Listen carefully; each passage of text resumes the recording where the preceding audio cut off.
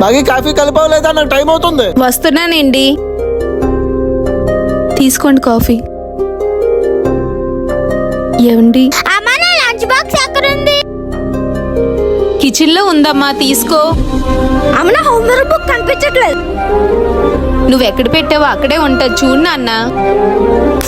అమ్మ నాకు బాక్స్ కనిపించలేదు. వాళ్ళ సంగతి ఏంటో చూడు ముందు. కాఫీ పెట్టిస్తే అంతలా అలసిపోయి కూర్చుండి పోవాలా?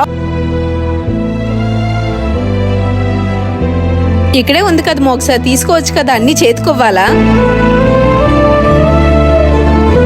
బాక్స్ అద్దేసాడు పడకపోతే పాప చేతికోవచ్చు కదా. అమ్మ నాకు బుక్ కనిపించలేదు. రోహన్, హోంవర్క్స్ అయిపోయాక బ్యాగ్ లో పెట్టుకోవాలి కదా బుక్స్. ముందు బ్యాగ్ చెక్ చేసావా? ఇక్కడే పెట్టాను బుక్, అయినా నా బుక్స్ ఎందుకు సర్దామమ్మా? నీ వస్తువులు నువ్వు జాగ్రత్తగా పెట్టుకుంటే నేను సర్దే పని ఉండదుగా. వాడు అన్న దాంట్లో తప్పేముంది? వాడు పుస్తకాలు పెట్టిన చోటు ఉంటే ఇంత టైం వేస్ట్ అవ్వదు కదా. నన్ను ఆటో వచ్చింది, ముందు బయలుదేరు. బాయ్ నాన్న. నా మీద విసుక్కున్న బదులు వాడికి సరిగ్గా సర్దుకోమని చెప్పొచ్చు కదా. మీరు ఎలాగో మంచి చెప్పరు, నేను చెప్పినా వాళ్ళ దగ్గర నా మీద అరుస్తారు. ఇంక నాకు వాళ్ళ దగ్గర విలువేముంటది? సర్లే, స్నానం నీళ్ళు పెట్టావా లేదా? నేనేం మాట్లాడుతున్నాను, మీరేం అడుగుతున్నారు? నేను త్వరగా వెళ్ళాలా ఈ రోజు? మీ పిల్లలకి అన్ని చేతికి అంది చూపుడే పంపించాను కదా, ఇంతలో నీళ్ళు ఎక్కడి నుంచి వస్తాయి? నా మీద అరిచే బదులు మీరే వెళ్ళి పెట్టుకోవచ్చు కదా. అందరికి అన్ని నేనే అందించాలి, కానీ నన్ను మాత్రం ఎవరు మనసులా చూడరు. నువ్వు కాకపోతే మాకు ఇంకెవరు చేస్తారు? అది నీ బాధ్యత. ఇంకా చాలు, వేడి నీళ్ళు పెడతాను, వెళ్ళండి. ఇంకా నాతో తిట్టించుకోవడానికి సరదా లేక టైం పాస్ అవుతా, నాకు అర్థం కాదు. చా, ఎన్ని చేసినా ఎన్ని మాట్లాడినా నేనే తగ్గాలి, నేనే సర్దుకుపోవాలి. ఏమండి? చెప్పు. నేను చెప్పిన ఉద్యోగం గురించి ఏం ఆలోచించారు? నేను జాబ్ చేయనా? నువ్వు పొద్దున్న నుంచి మాట్లాడడానికి ట్రై చేస్తుంటేనే అర్థమైంది ఇలాంటిది ఏదో అడుగుతావని.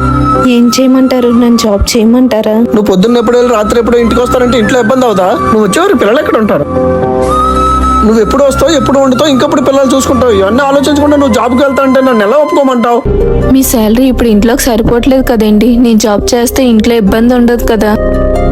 ఇంక ఇంట్లో పనులు అంటారా? పొద్దున్నే అన్ని పనులు చేసుకొని వెళ్తాను. పిల్లలకు ఒక మంచి ట్యూషన్ పెడదాము. మీరు ఎలాగో ఆఫీస్ నుంచి త్వరగా వచ్చేస్తారు కదండి. మీరు రైస్ పెట్టేస్తే నేను వచ్చిన వెంటనే ఏదో కూర చేస్తాను. అప్పుడు ఇంట్లో ఇబ్బంది ఉండదు కదా. ఇప్పుడు మనం కష్టపడితేనే కదండి పిల్లల భవిష్యత్తుకి ఇబ్బంది ఉండదు. ఏమన్నావు? నువ్వు మరాయిల్లో ఊరి మీద పడి తిరుగుతా ఉంటే నేను ఇంట్లో ఉంటూ వంట ఉండాలా?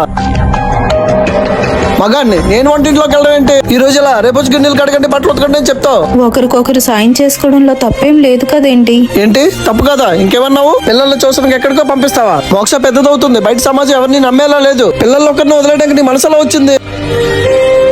భార్యగా తల్లిగా నువ్వు ఇంట్లో చేయాల్సిన పనులు సరిగ్గా చేయి చాలు. ఆ తర్వాత డబ్బు గురించి ఇల్లు గురించి ఆలోచిద్దు. ఉద్యోగంకి వెళ్తాదంట, ఉద్యోగం తప్పుకో.